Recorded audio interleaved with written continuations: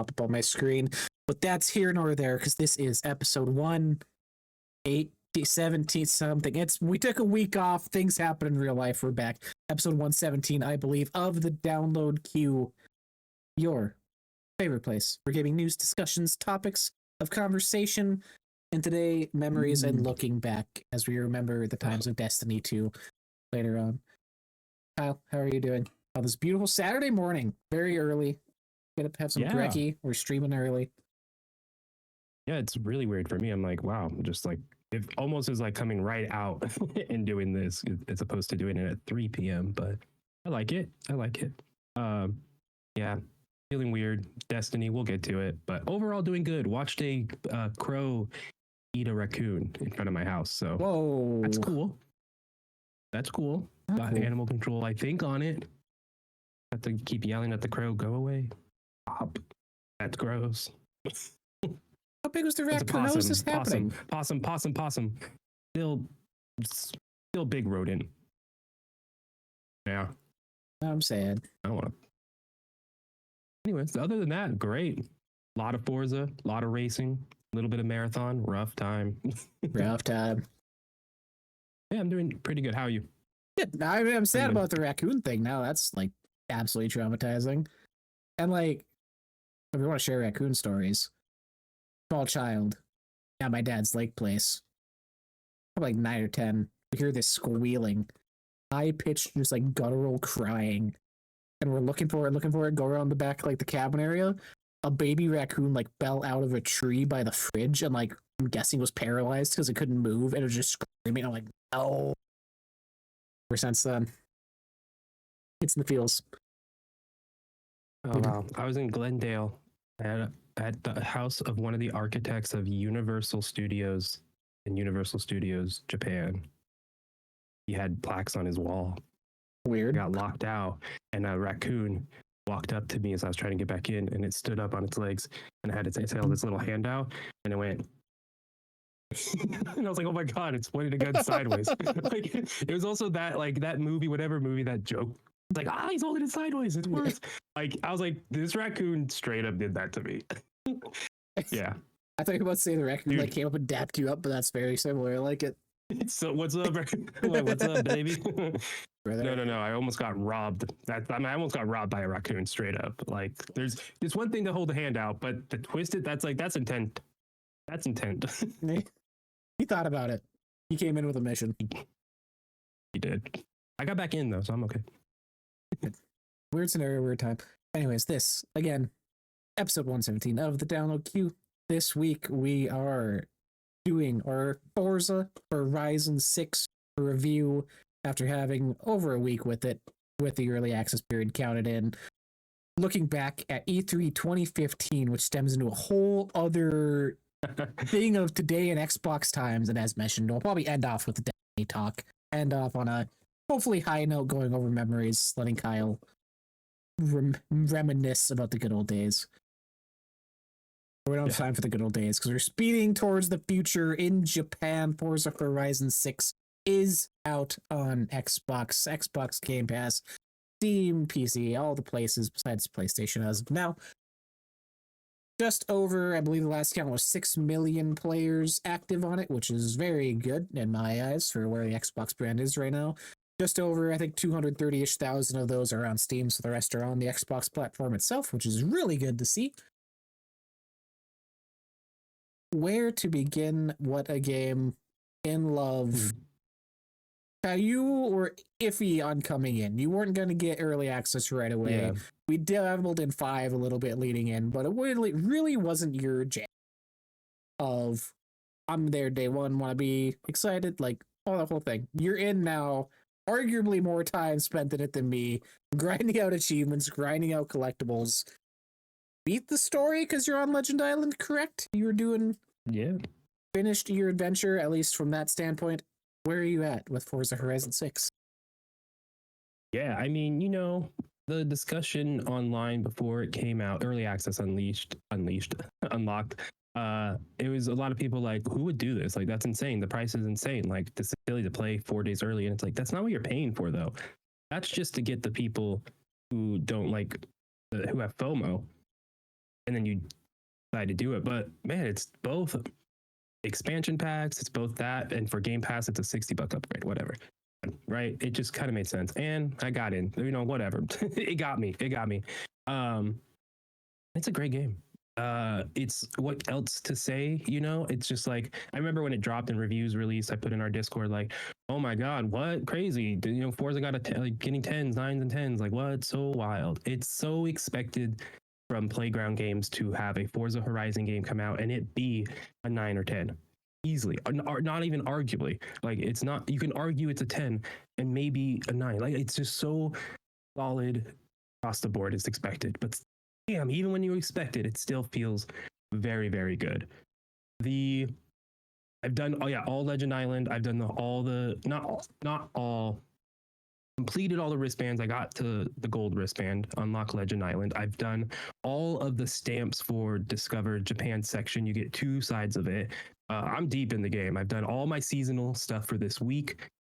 This game came out right as we were potty training our daughter. We started on Sunday. I started really playing on Saturday, and it just, what a perfect game when you're mentally done, you're mentally checked out.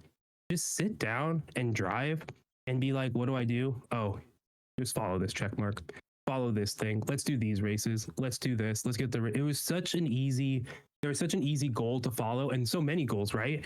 But such an easy thing to follow that, man, what a perfect game for me.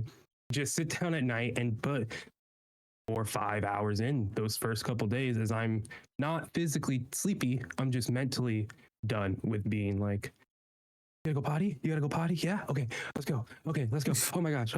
Like, first couple days of potty training, crazy. I know you did that with your dog, so it's the same. But man, what a time. But yeah, this game, being able to just check out and play and have a great time, the music killer, collecting's killer, the collecting mascot, like all that just works.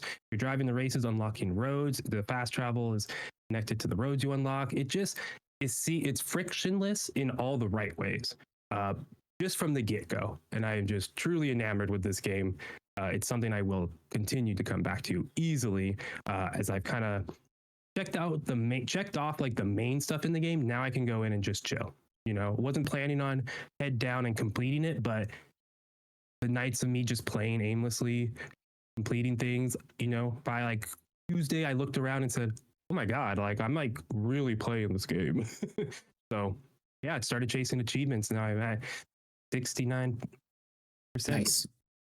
Got 690 out of 1,000 gamer score. I was like, no, I got the bonus boards last night, so that went up. So I did unlock that achievement.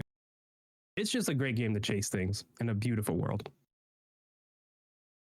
Yeah, they're going into it. Obviously, we talked a lot coming in where this was my most anticipated. This was the thing I was waiting for this whole year. Like, this was going to be it.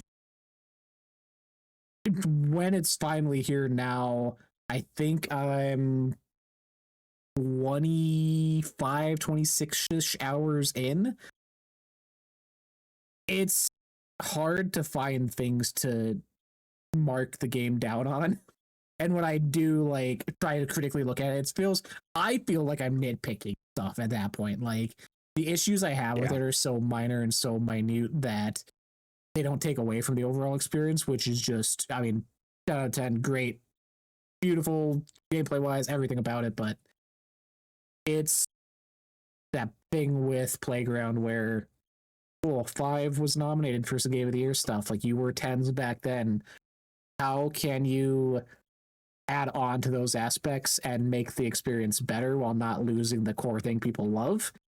Which I had some worry coming in with the wristbands. I talked about that of, oh, is this going to lock you out of the fun end game stuff, the fast cars, or do you have to like spend 20-30 hours working your way up to that? And you don't have to. You still have that main experience in the open world, being able to pick whatever you want. If you get the early access edition, they give you a handful of S-rank cars right away, so you get that experience still.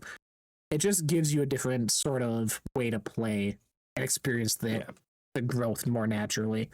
It felt like a story mode without it being so on the rails, but it was like, oh yeah, I'm doing these races in the lower cars because I haven't progressed yet, right? I think the wristband thing, it felt more, and especially the way they do the dialogue and such, I think They added a little more story to that, the wristband, the Forza Horizon section of the game. Yeah, it's a story mode that's not forced upon you. Like you can still take it as you want. It's not you need to do this to keep going. Like you get your next rank and it pops up 20, 30 different events you can do, the speed trap zones, the jump markers, like that stuff unlocks as you progress. So you can pick and choose when you want to do stuff. If you just want to spend your time cruising around doing the bonus boards, finding the new mascots they added, you could do that while still having the same amount of fun as the regular races and stuff they have in. Like every aspect of it is so well crafted, and it's not.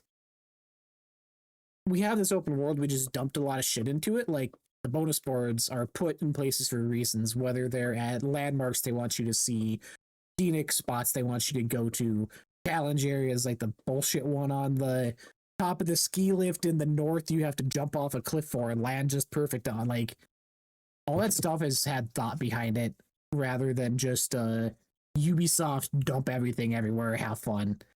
Like the care and thought of the activities, the events. We talked about it with stories, the story modes they have this time around, where there are some where it's challenging you in drifting, it's challenging you in different type of racing events, but they've added day trips in this one, which there's one for each region that is just a casual, hey, you have a cool old-timey car, you're cruising around with a group of people and they're telling you about the region, or they're telling you about history aspects in that, or architecture, or a car. Like it's a complete package in every way of what an open world racing game can be.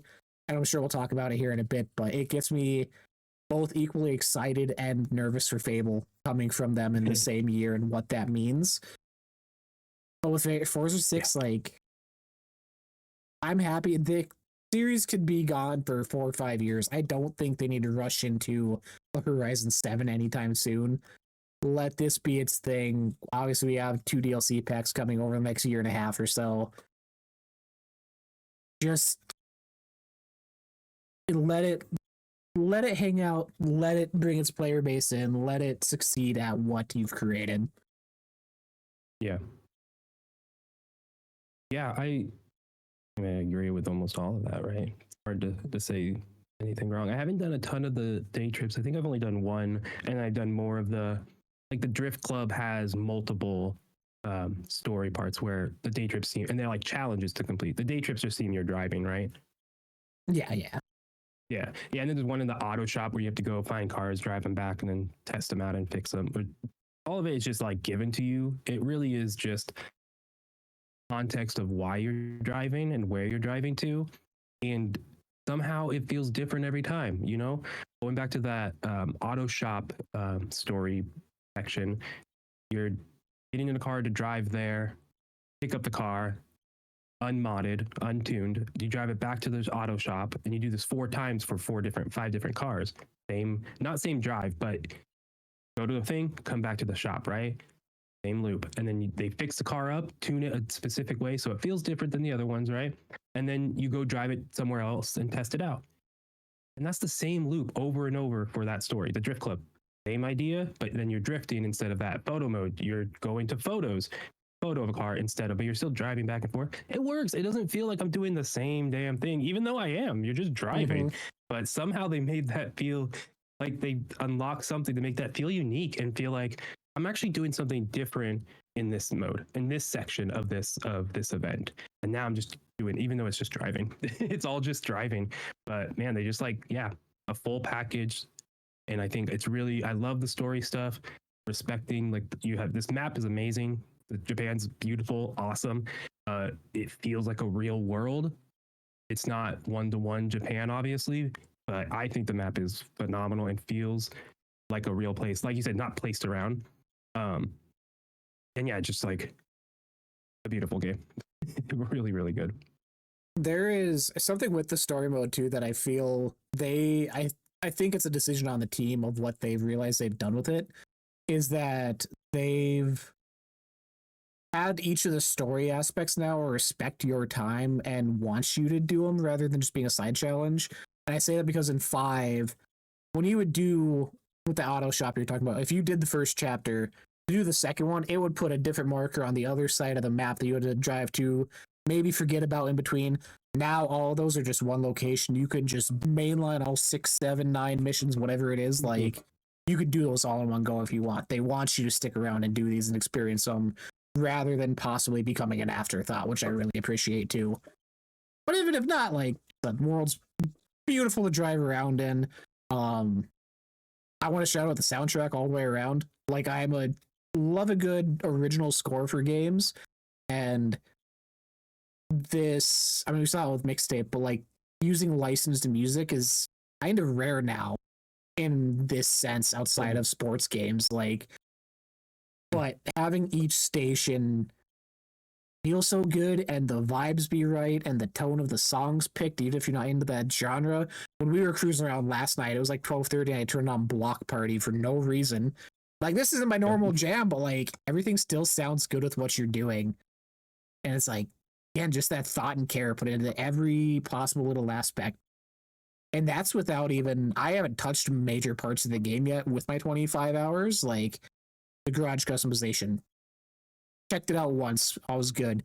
I have yet to go up to the estate they give you up in the corner that they have like the whole design area for you. I have yet to even touch that. I have not done a car meet yet. I have not done half of the stories. Like, there's so much still to eventually dive into. Yeah, I haven't done oh my gosh, not the car meet. What was the one you just said before that? The creation place, the estate up in the what? The I'm sorry, I heard the place up in the corner they give you to like design your own tracks and stuff. Yeah, did not hear estate. That's so funny. I was like, what? It's yeah, I missed. I love seeing all the estates that you can download from the community that other people made, and try them out yourself. That's going to be really cool long term. What that can be. It's just a lot of them are just like XP grind and unlimited credit earning. It's like, all right. But I did do one, drove around some ones. I was like, that's cool. Messed around a little in the estate, where it's just a big empty field. You're able to place all these items. It costs credits, so you do have to earn them. But all the items were unlocked. So that's kind of, I think so. I think I don't recall any being locked, but I only went in once and looked. It's very reminiscent of Fallout 4, like I said last night. The Fallout 4 builder, but not as fine-tuned, not as like not as finely combed, right? There's still issues. It felt a little clunky. The roads, I felt that was weird placing, and when you're trying to put barriers next to them, it didn't. I just like stopped and I was like, this is something maybe on PC would control better. Maybe after an update or two, it can make it work a little better on console and controller, quality of life stuff. But it's something that I don't know if I'll mess with too much. A cool idea. I see how you kind of want to. That's where it's like, what do we do in the sequel to 5? Right? It's like we can't. You had the world and all that. You add a map builder. It makes sense. I'm excited to see what people do with it and where it goes, but not for everyone. Yeah. The garage, I put 3 cars in to get an achievement. Do that. Show off 3 cars in your garage, you get an achievement. Other than that, I don't care about customizing a garage. It was too clunky. You got 3 Perry the Platypuses in your garage. Yeah, oh, I know. I actually I use my voucher on the most expensive car because you get a voucher with the thing. So I got like what was it, 9 million, 11, whatever it is. I was like, nice.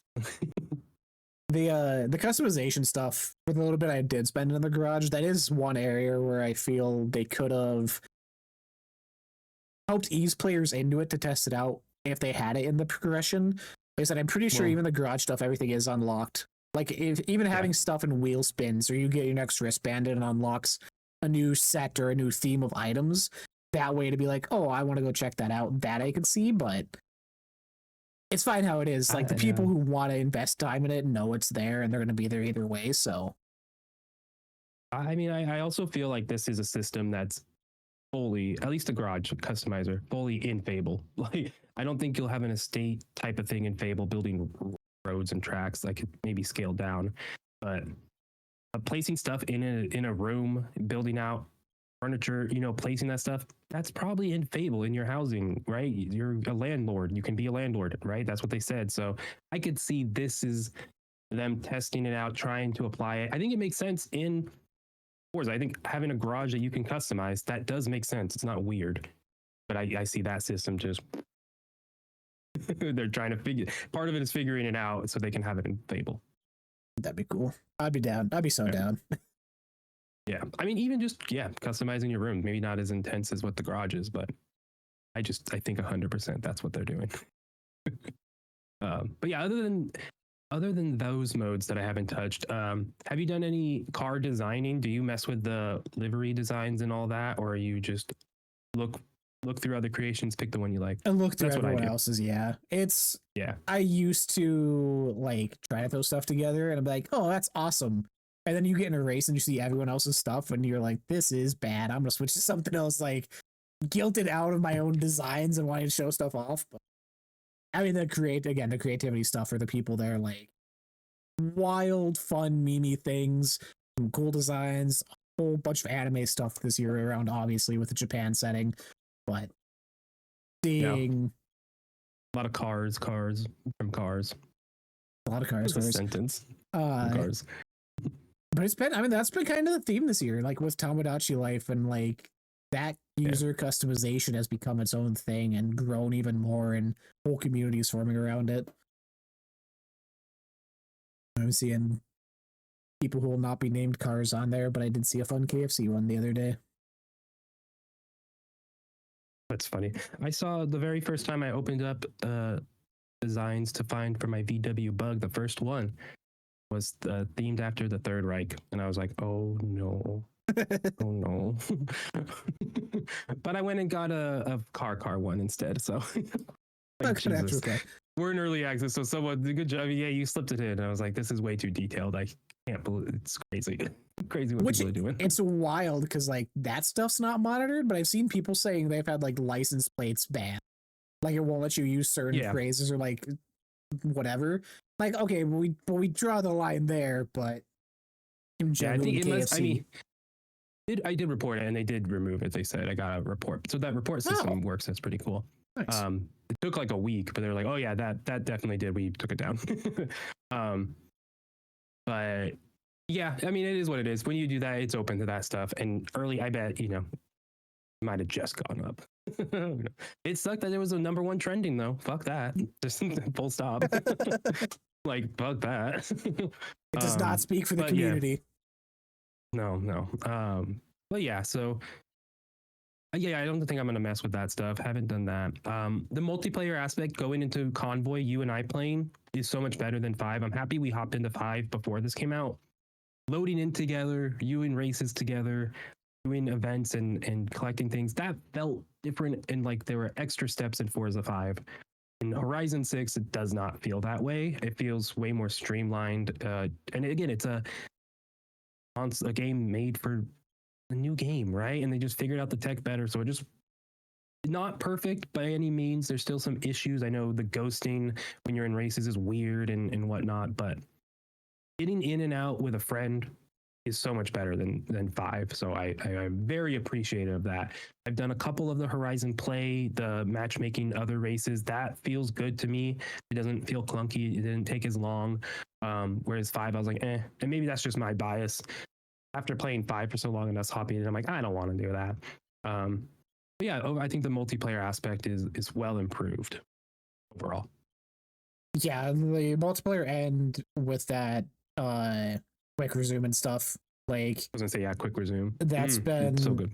Every online game has had that issue where you can use quick resume, but it's going to kick you back to the menu and you have to load it anyways. This does it in game naturally. You'll spawn in exactly where you're at, and then it'll put you back in the online stuff over time. Like, it's so seamless, and that's the kind of quality of life and updates that I wanted to happen. That this is the first major one I could think of that is a feature it lets you do and doesn't hinder your experience by being an online game, which is good for the future. Like, that gives me hope for other things coming out later, that it's not going to be this kind of wall you have to pay every time when you load in if they keep quick resume in the future, which you would hope. Yeah, well, like games like Destiny, you know, I'm done playing. I go and quit app because it's gonna make me close it and restart anyways. But now it's like Forza, I'm like, I don't need to do that, and that difference is you're actually using your feature of your console, of your brand. And I think obviously an Xbox game, studio games, better fucking use quick resume and use it well. So congrats, Playground, you did it. I think that's a technical achievement, right? It's like you said, it's really cool. Just like, oh, I'm in a world by myself, and then slowly you see other players populate as you finally load on the servers. It's all in the background. It's just really cool. It's really cool. Pick up and play. It's what made like potty training so nice too. Like, because I could just pick it up and I'm right where I was.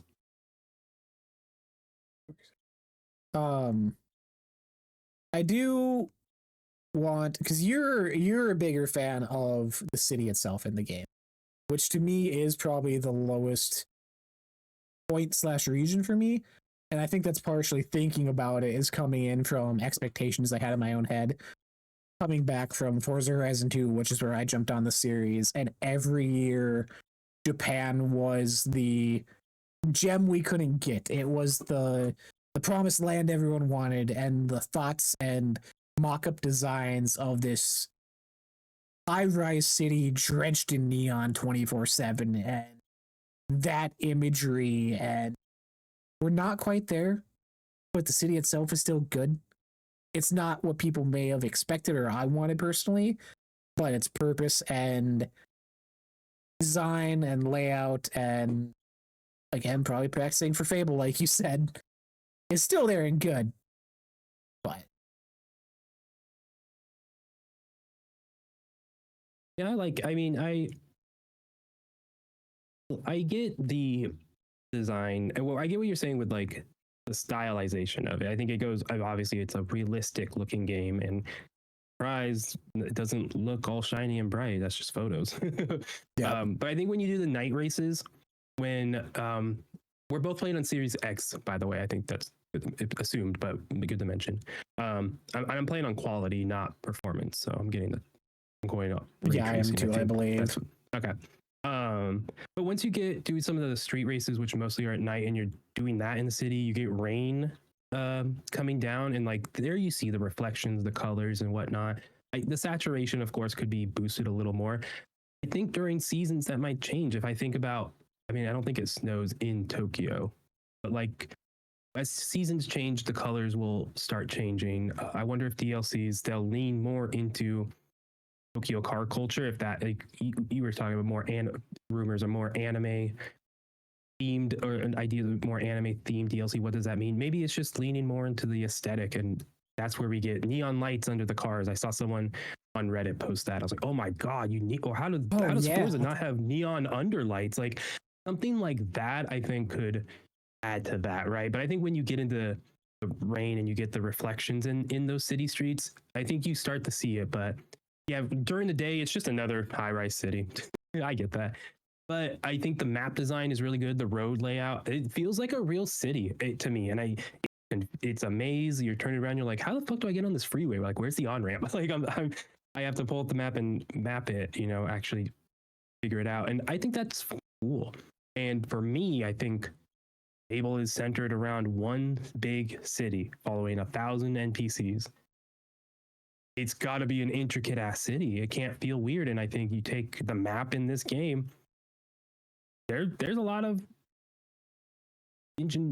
creative. It looks like it's a good map. That I tried to be creative with my words and it failed. I think there's just I'm hopeful, and it makes me feel good about what Fable can look like from a city design spot. I think back to like The Witcher 3. Those cities feel way different than like Starfield.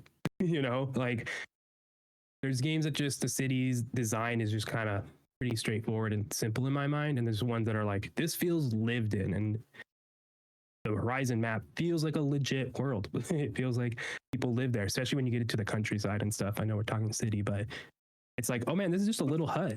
This is a little garden, and there's a little trail that's not marked. It's not a dirt road, but there's a trail that pops up goes over a ridge, circles around, and goes to a little pond. Like, this is someone who lives in this house, their back trail that goes to this pond. Like, what? Like, what the fuck? Playground? Forza, baby. I'm talking like, or Fable.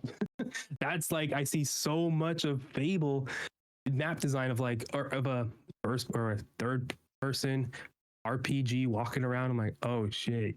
You put a quest here where I have to go to the pond and go defeat the goblins there. So I feel really good about the map, open world wise, like what they're doing, where it can go. It'll definitely be interesting to see. They've been very open about the teams being separate things and focus on their own thing, but obviously that inner office working and systems and design aspects will make their way around. Like you said, I wouldn't be surprised even you mentioned the design earlier being very Fallout 4-y for the customization. I wouldn't be surprised if Bethesda's somewhere in the credits for that. They did the same thing with Rare for Sea of Thieves and Water. Like that's part of beauty with Xbox Studios is that inner working connection, having those other features available to you. Yep. Like, hey, this is what we used. Here's, oh, wow, we can just actually use that exact code and tweak it for ourselves. Thank you. Thanks for the camera engine. Thank you. It's like, I don't know if that's how it works. Please correct us if you're watching, if you know, but like, that's what it sounds like. They share tech, just people figuring shit out. So I'd get over and help us. Talk to us, Playground. Yeah. And they're like, yeah, in Forza, help us get this. You have players in your world all at the same time. How do we do that for our game, Starfield? Can you help us? Can you make Arsenal Starfield look better? Help our cities look better in Starfield. Yeah, can you imagine if just New Atlantis was as big and intricate as like what Tokyo was?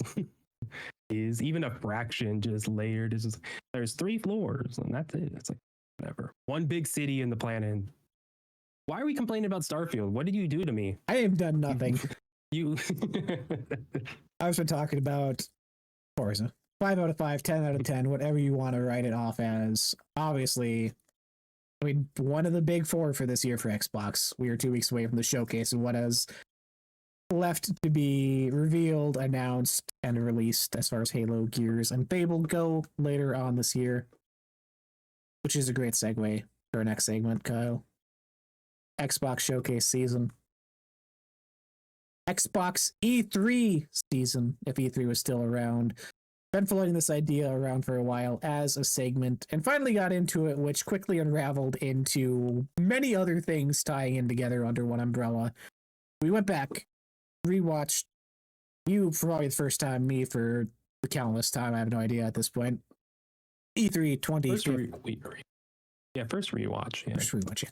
Of E3 2015 to initially get thoughts and ideas, and then on my end quickly turned into look at all these similarities and exactly where we are at today. And I also went back and started rewatching Power On, Story of Xbox, which was the documentary they released 4 or 5 years ago now for the 20th anniversary, which ties in really well to where we are at with Xbox now. E3 2015. To give some backstory, set the scene, close your eyes to transport back in time. This was a year and a half into the Xbox One life cycle, which launched November 22nd, 2013. Very much a downtime for Xbox. What we're seeing similarly coming off of this was just over a year and a half after Phil took over, which is very similar timing with Oshino being only a half a year, but the moves and things that were announced follow along the same lines.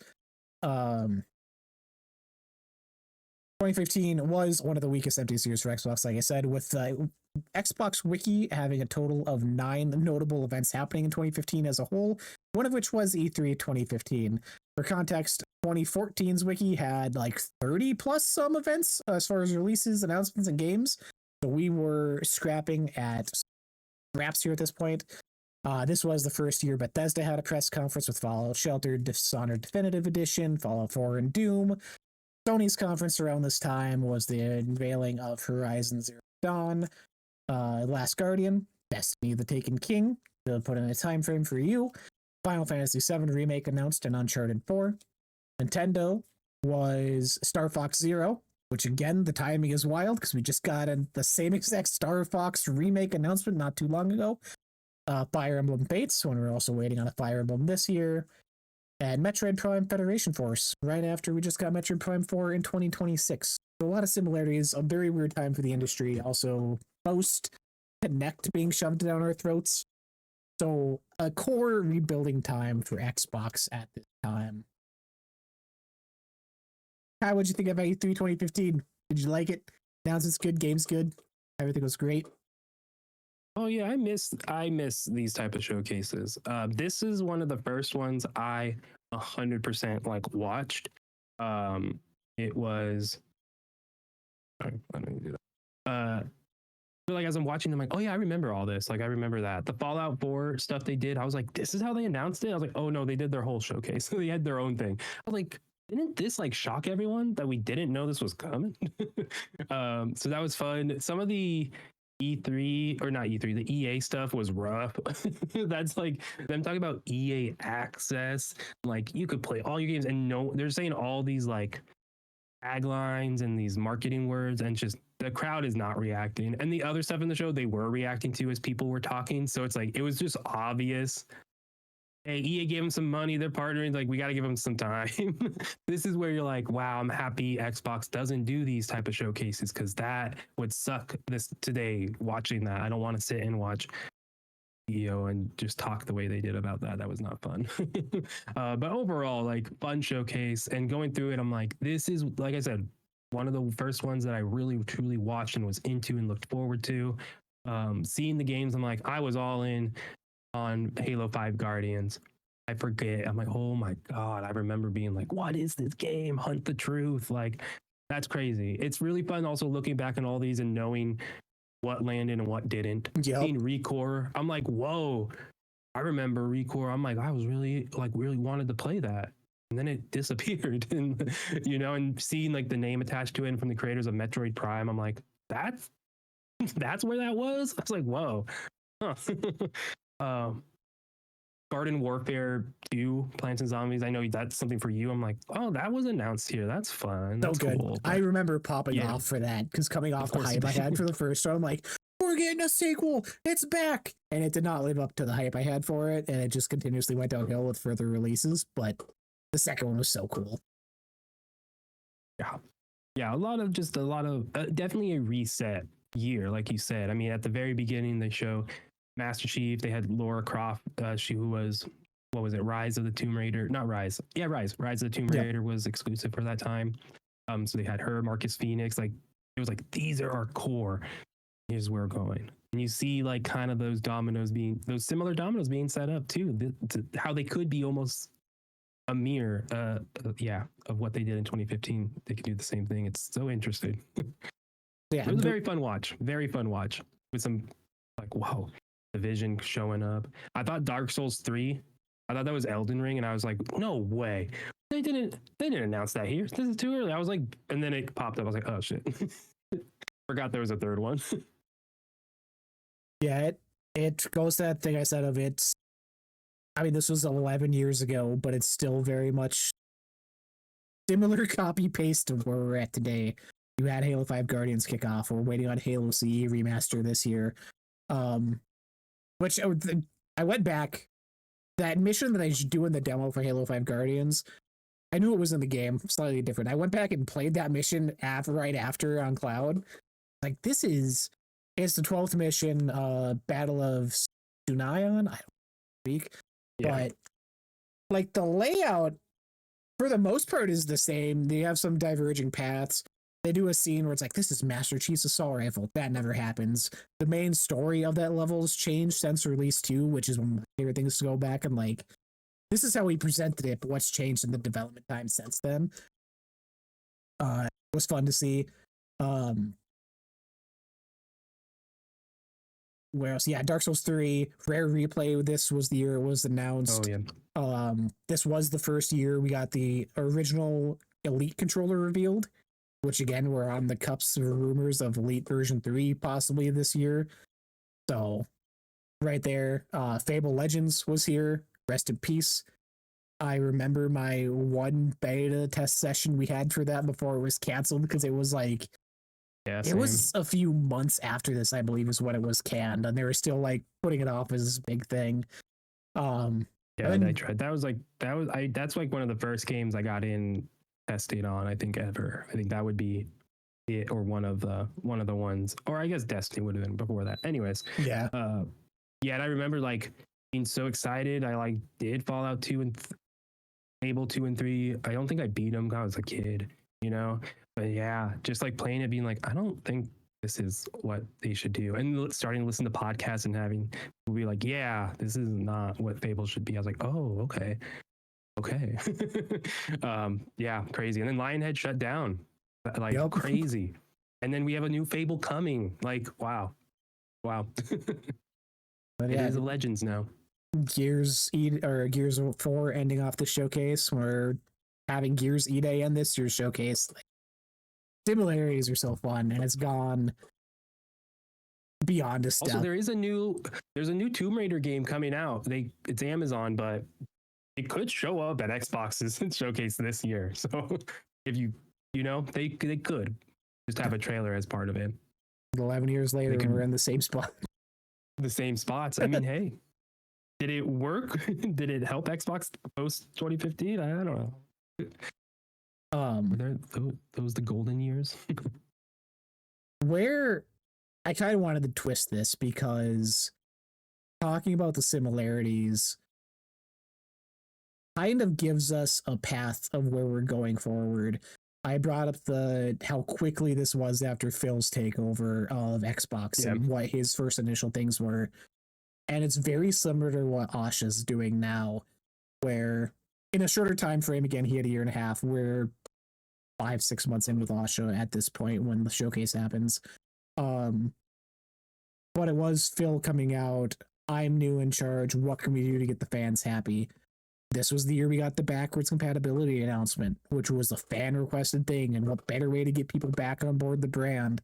This, again, the Elite controller, get the hardcore people back in the brand and show you're committed to the real gamers, and having that option, and Rare Replay, I would argue, as being a thing for the older people who wanted Rare to come back to their glory days. Like, he came in and did so many moves, and post-Connect, getting Connect out of the way, because this was at that time too.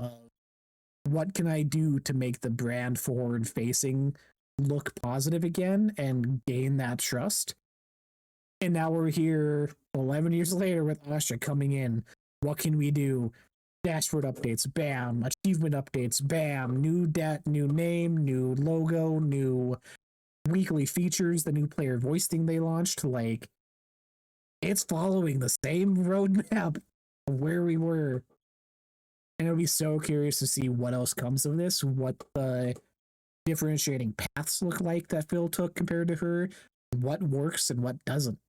Because right now it almost feels like we're trying to get back to that 2015, 2014 mindset of this console business matters. We're going to have the games. We're going to have X, Y, and Z reasons to be on our platform again. And what they do to possibly reach that if it succeeds.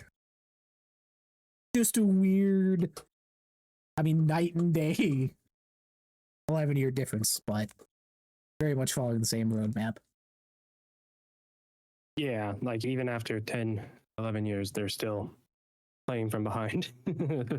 Yeah, that doesn't change. Yeah, you really wonder. It's watching the thing. Yeah, watching 2015, Phil comes out, and it's the things he's saying is very much like almost what Asha is saying today. You know, I forget offhand exactly the words, but it's like gonna go back to the core. What makes the brand? What's does this? It's like, all right, like that exactly what you guys are doing again, and is that good or bad, right? Like, where did it go wrong?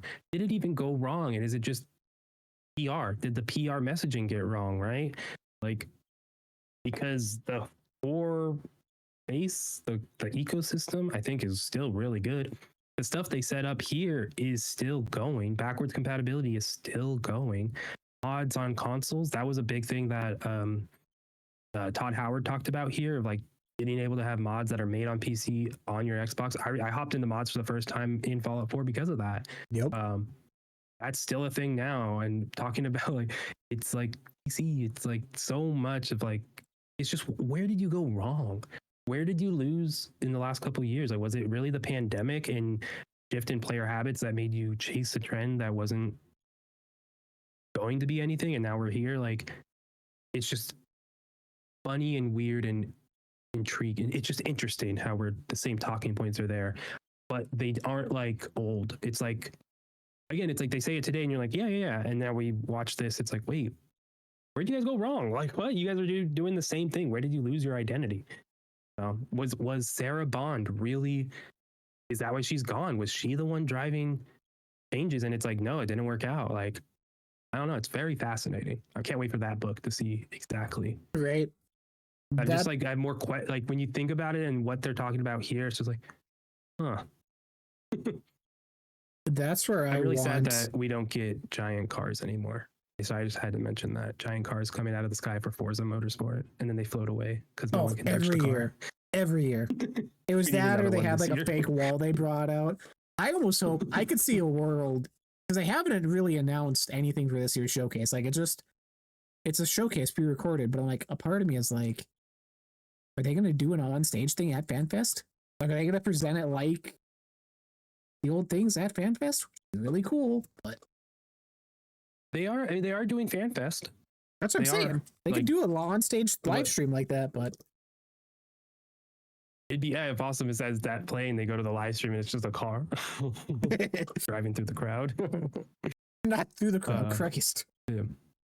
Well, no, not hitting people. Just like through the lane, like the open lane. Jesus, Forza Horizon doesn't let you. It's like you can't hit the cherry blossoms, and you can't hit a little railing because there's a person behind it. Look, make the person disappear. Okay, I don't care. Fable, I'm gonna kill people. We'll work on the blood physics right now in Forza Horizon 6. Fable, okay?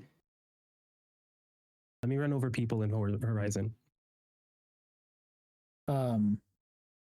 Right, you're just gonna move on from that? Just gonna move on. No, that's one of the aspects I wish we knew more about, because it is, when Sarah and Phil were there, everyone, insiders or not, industry people, are all, this is Satya decisions, and the discussion around Xbox was focused on him as ruining the brand, this and that. Sarah and Phil are just working under him. But it's still just so amazing that now that those two are gone and Ash is in charge, that stuff that people thought they could never do is being done so rapidly. And again, maybe it is still a Satya thing, but we're doing it from a PR standpoint to make her look strong, to make it look like this is happening. But I want those back end decisions fly on the wall of where this come from and the change that we could be seeing, because this extends to that other documentary I messaged you about, the Xbox On, and same thing before Xbox was even out, and the ideals and the discussions they were having and the core building blocks of the Xbox brand and how that's coming back to today and being brought back into the conversation. And obviously it was different 25 years ago, but how hardcore they were around the game selling and exclusives and this and that. And well, even the fact that first Xbox that documentary is really good. You should watch it, at least the first one. But like, it was an Xbox because it's DirectX, the graphics thing, and they were just stripping a PC down so it only ran what it needed to run this console. It was always built as a part PC thing, and it's like that was from the very, very beginning. It's like, yeah, man. Just imagine if they embraced PC gaming at the same time. Holy, if it was, they could have been Steam and huge. But like the stuff they said was like, you guys saw where it was going before, and you just didn't know what to commit to, right? Like this, and same thing with the Xbox One. Like, it's always on.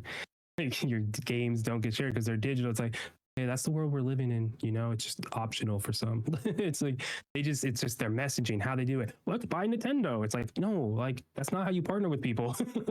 You know, it's like how they did stuff was so weird. So Microsoft tech bro, look at us. It's just funny. It's just interesting. And that's where most of my, not enthusiasm, but like thought process that they are going to revert course on a lot of this.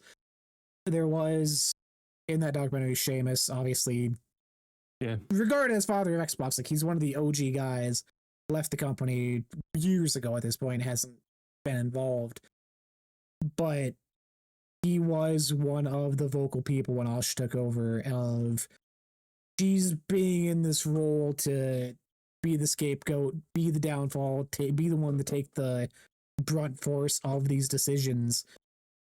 And then it was like a day or two after I started rewatching the documentary, he tweets out that or Blue Sky, he's on Twitter, that he was invited as a guest to Xbox and is fully on board and loves the decisions and these things, and he can't talk about it right now, but sees the vision that Asha has and where it wants to go. I'm like, what did they tell you for you to be complete 180 of this is the end to holy shit, we're back, wrap it up? Like, they brought him into an empty room and did something.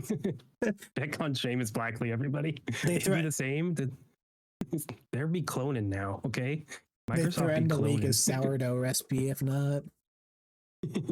Yeah, no, I saw that. And I was like, that's cool. It's just, I worry. No matter what, we have to see results, right? And that's so simple to say and just an obvious thing. But like, there's so much of just, I'm gonna put up a poll on X. Should Xbox be all caps or not? And okay, you guys said yes, it should be. We're changing it. Okay, like you're really going to Twitter and X for that shit? Like you're gonna rely on that community to make decisions for you? It's something that does not matter. I get it.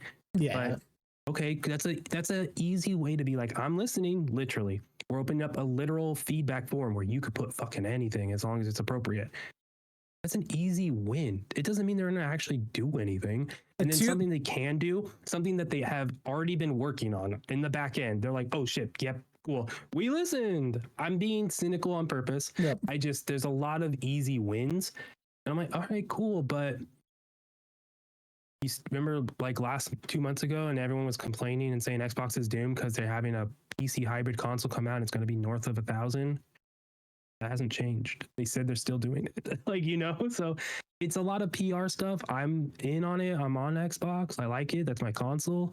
I have 2 of them. But like, I don't know. I'm just like, all right, I'm not buying it, Asha.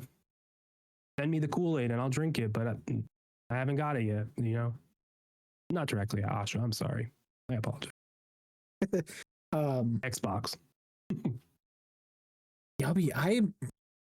It's a hard thing of being like with a PC thing where it's still the plan. Like, I mean, technically, yeah, but like maybe behind the scenes it's not at this point, Like, I seen that when they posted, or I told you last night, and Fable was like, man, that's Xbox or Fable still coming to PlayStation 5. I'm like, yeah, as of yet, because they haven't made it like. He actively said they're making decisions on all this stuff currently. If that is in the middle ground of you haven't made one way or another choice, you're going to tell your marketing people to stick with what you've been with instead of muddling the waters until that decision is made. So yeah, of course, until they do XYZ of we're not doing this, they're going to tell you to keep going by status quo. Like that messaging won't change until it's official from the top. Yeah. So I'm like, even that console, like, maybe it's not a PC thing at this point. Maybe Steam even was like, hey, we're doing our own thing, like Steam Machine. Like, maybe it is just Xbox when it comes out. It's not a PC thing, but they just double down on the features that Microsoft as a company can offer and double down on the cloud, double down on Play Anywhere, double down on these other things. Like, and that's committing to the brand. I don't think the next console is going to be what people have been theory crafting the past year when it does finally hit. Or Xbox does the thing they should have done from the beginning and make a Xbox Surface hybrid, right? Instead of making a Surface tablet. And here's this thing, it should have been like, here's a PC, laptop, Xbox hybrid for the gamers who also need to do work, for the potential streamers. Here's Mixer. You did it in the console, but you didn't commit. It's like there is a time in an era where you could have sold a Series S style thing during the Xbox One era, and it'd be a computer that you like have an Xbox mode and a PC mode.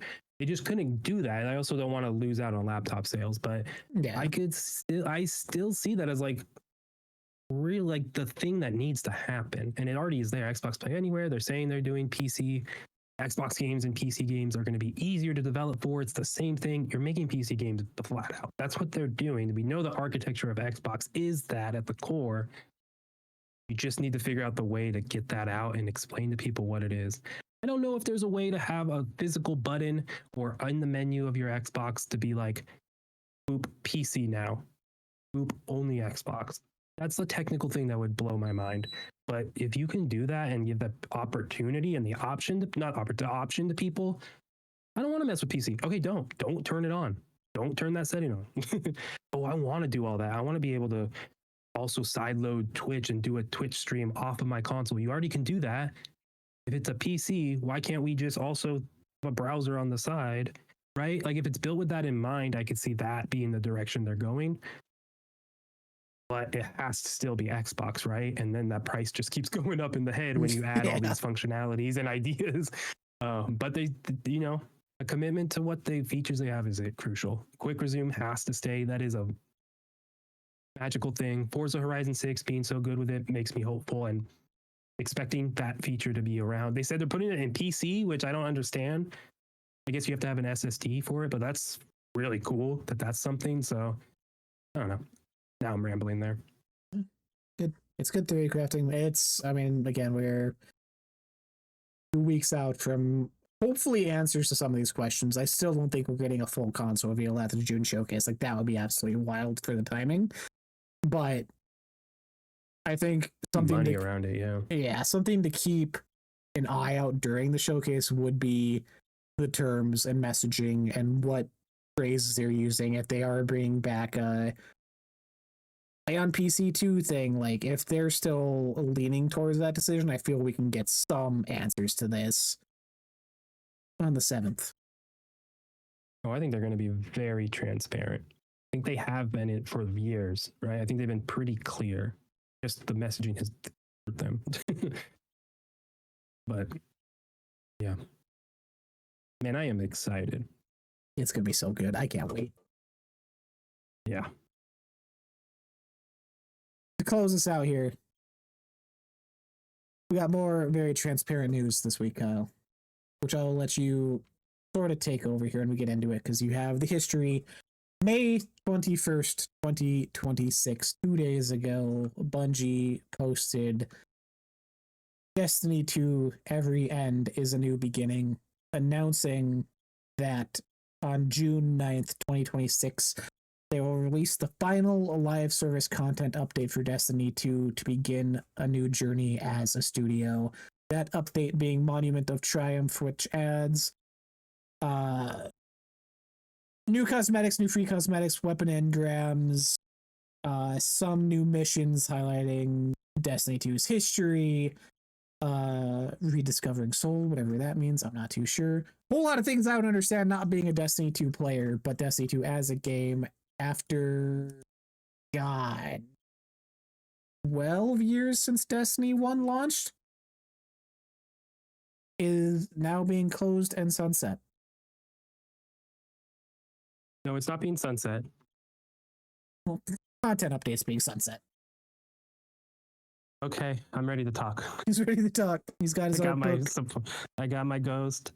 I got my Destiny Grimoire. These aren't art books. These are lore books. Oh, I'm sorry. And I have 2 more on the way because they were on sale. Yeah, dude, you have Warcraft. I have this. Man, dude, this is crazy. It's crazy when you think about it. For almost 12 years, we have had the joy and honor to explore the Destiny universe with you all. Through the ups and downs, the surprises and triumphs, building Destiny alongside our players has been a monumental privilege.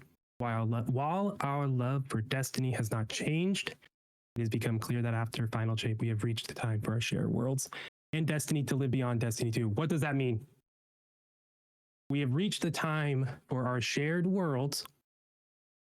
That's like we have a shared world, right? Okay. For our shared world and Destiny to live beyond Destiny 2. Man, are they moving away from the IP? Is this it? I didn't think so.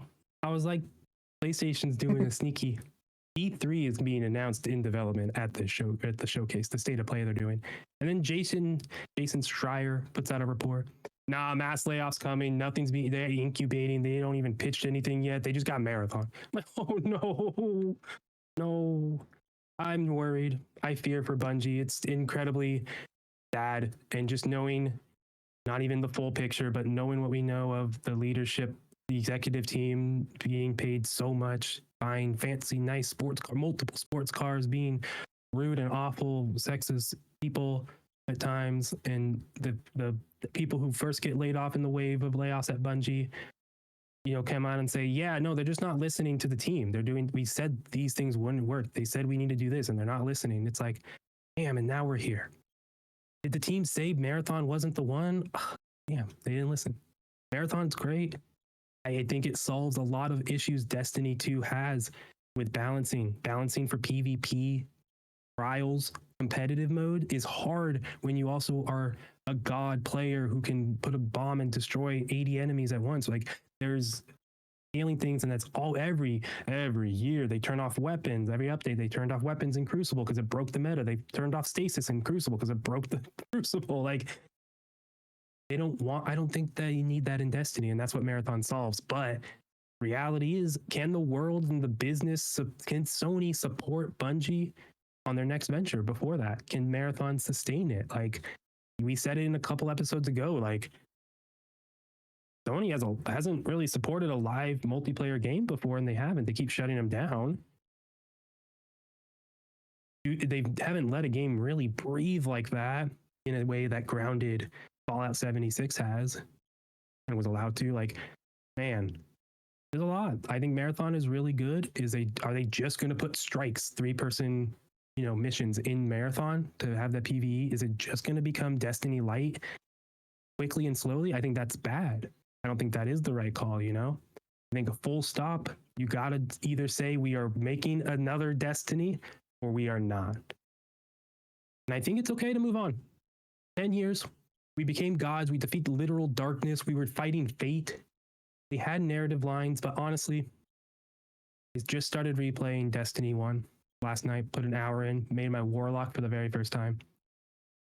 Similarities between the opening of Destiny and Marathon, with the feeling of mystery, of just danger, of this unknown, and you're discovering, it's unmatched. They're both there. Bungie is so good at that. You can't do that in Destiny anymore. Destiny 2.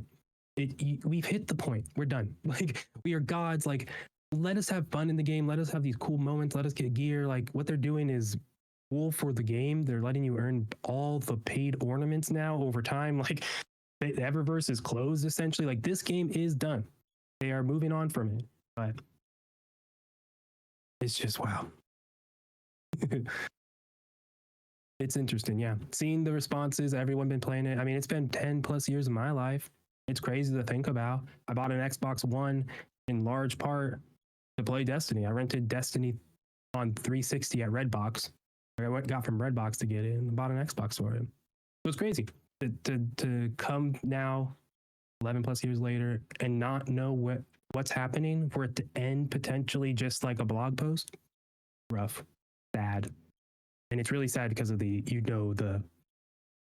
behind the scenes, the financials. It's not like, oh, cool, yeah, they got a new game and this is natural. This is the end. Destiny 1 ended like this, the moment of triumph. Now we're going on to 2. It's coming out next year. No, it's none of that. It's oof. But I hope for the team. I hope Sony can let the team get to work and not do bad things. The reports of layoffs are incredibly unfortunate, because once those layoffs happen, you lose the experience inside the studio who made a game for 10 years. And when they try to make something else, you don't have that anymore. So I'm hoping it's not massive weeping, changing the whole studio type of layoffs. Hopefully it's just to get back under, but feel for the team. Doesn't feel like this is fully like under like their choice. It's like possibly Sony being like, you can't run 2 games at once.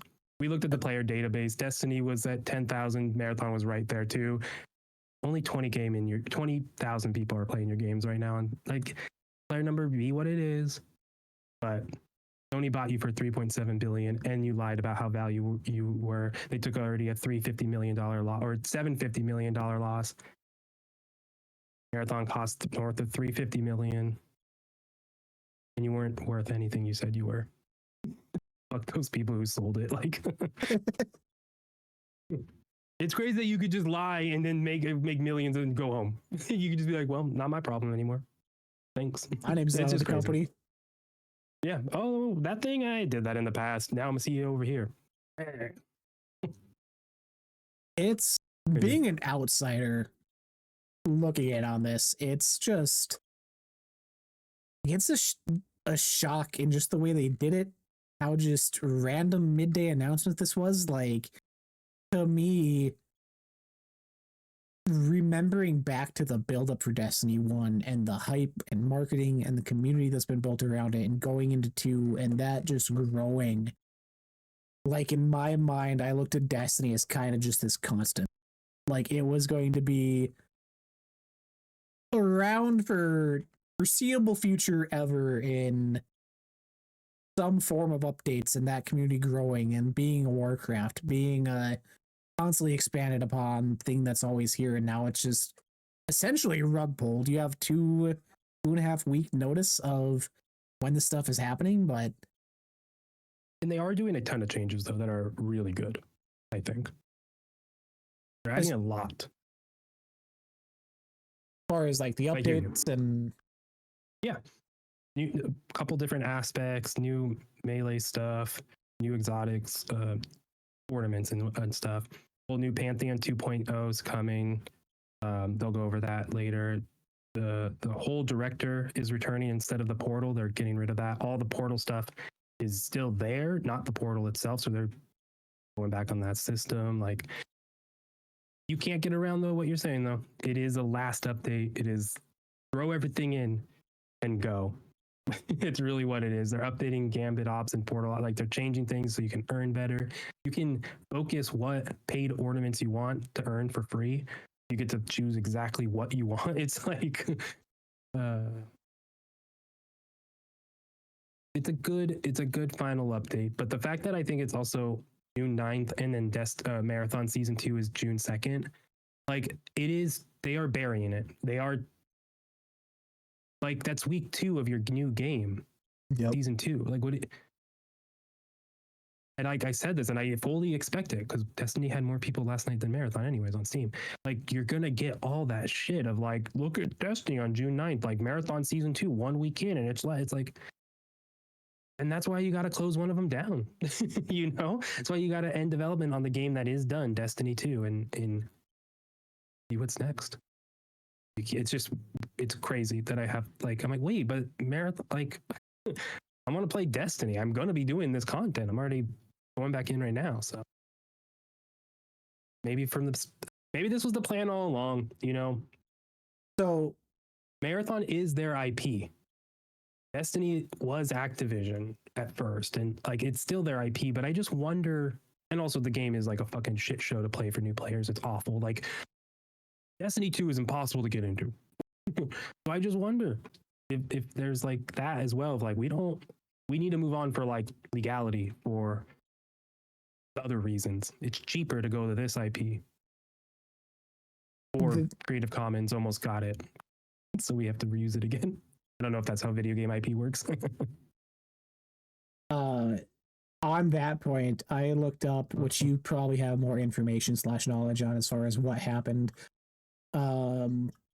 May 6th, 2025, we talked about it, was the day they did their big refresh on what the roadmap for Destiny 2 looks like, when we got the first announcement for the Renegades thing, which was the Star Wars, right?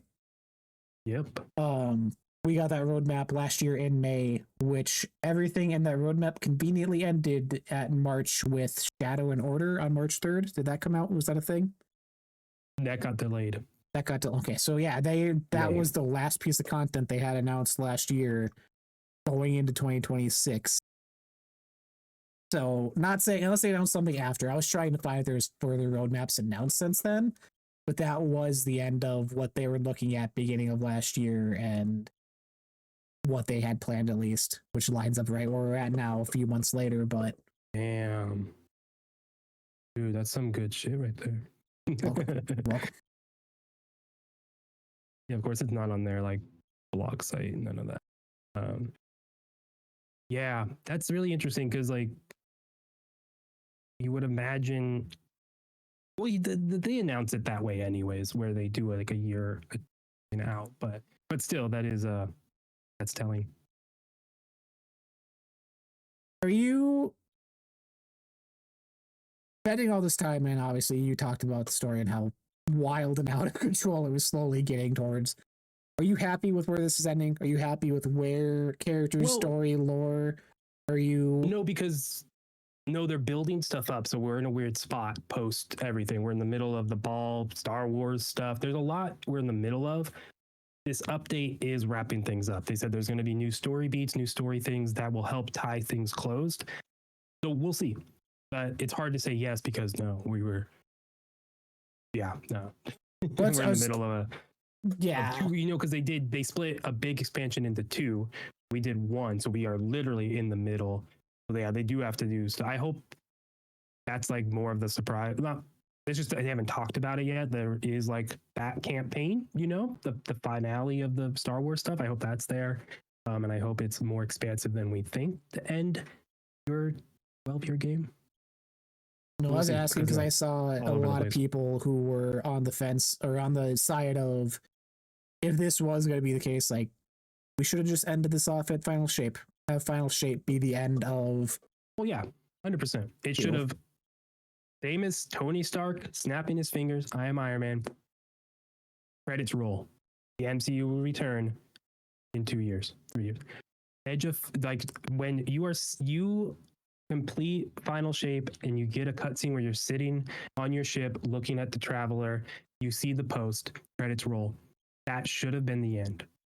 Should have been the end. And it said the story, your destiny will continue later in the next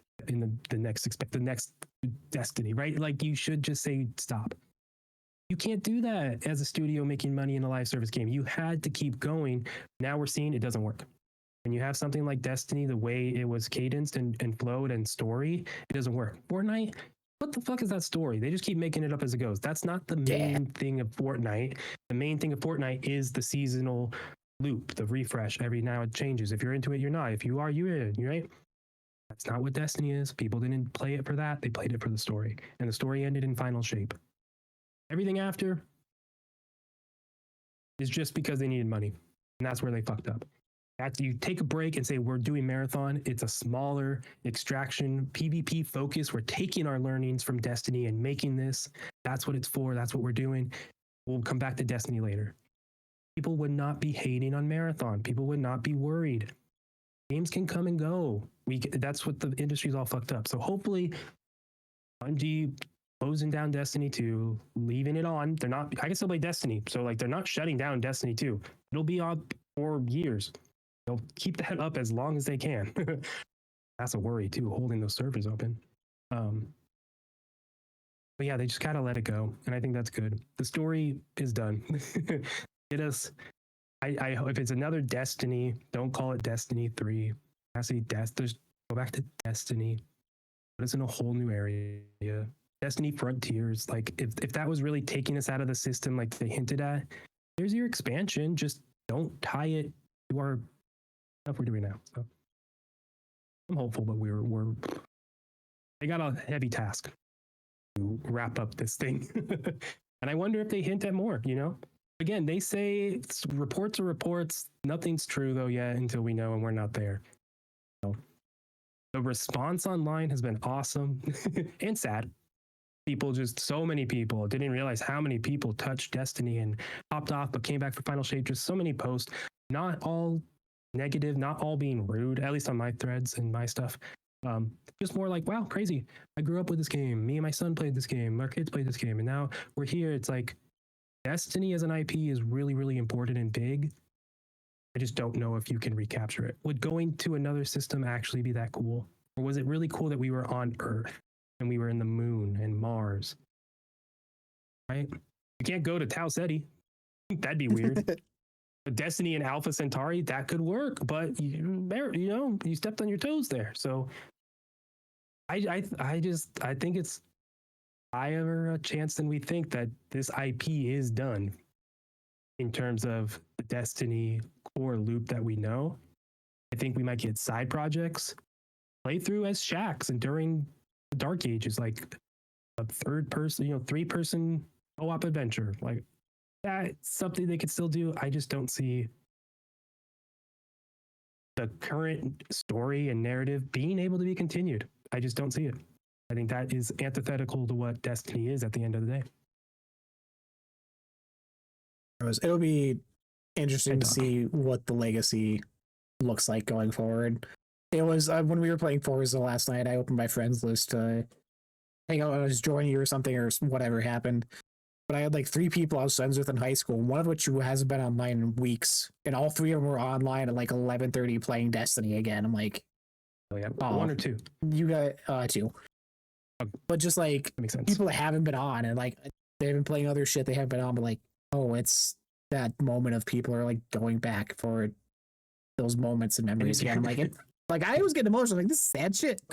Like I can't imagine like when Sea of Thieves happens for me, like that's gonna be me being in that spot. Like we didn't even talk about Sea of Thieves in the E3 thing. That trailer, first reveal, when that first reveal still looks like it. Like obviously there's updates, it looks better. There's more. That island is in the game almost exactly how it is, with an Easter egg for that spot. That's cool. Which side note, I was very surprised. I was like, damn, that's crazy. That Rare kind of locked it in right from the get go. Yep. Bravo. And then you have Halo. It's like that's not even the same level. The guy who came out to announce that is the one from Rare who got promoted last year to head of Xbox Game Studios. He's the one from Rare who got moved over. I'm like, Greg, nice to see you. Greg. Yeah. Yeah, Destiny. Yeah, we will see with Bungie. Yeah, we could. The IP is strong. You just can't even play it though. You can't play. I'm starting Destiny 1 again. I can't play the whole story the present day. They deleted the campaign for Destiny 2 Red War. Make a Destiny classic where it's the whole story. I don't know, man. Destiny complete. I feel sad and I don't feel hopeful, but at the end of the day, this IP is strong. You have friends playing it. People are hopping back in. I bet someone at Bungie is just looking at the person who said, we are shutting it down, and they're just staring at them like, you see how many players are in this right now? You see that burst? We didn't even release anything. Watch.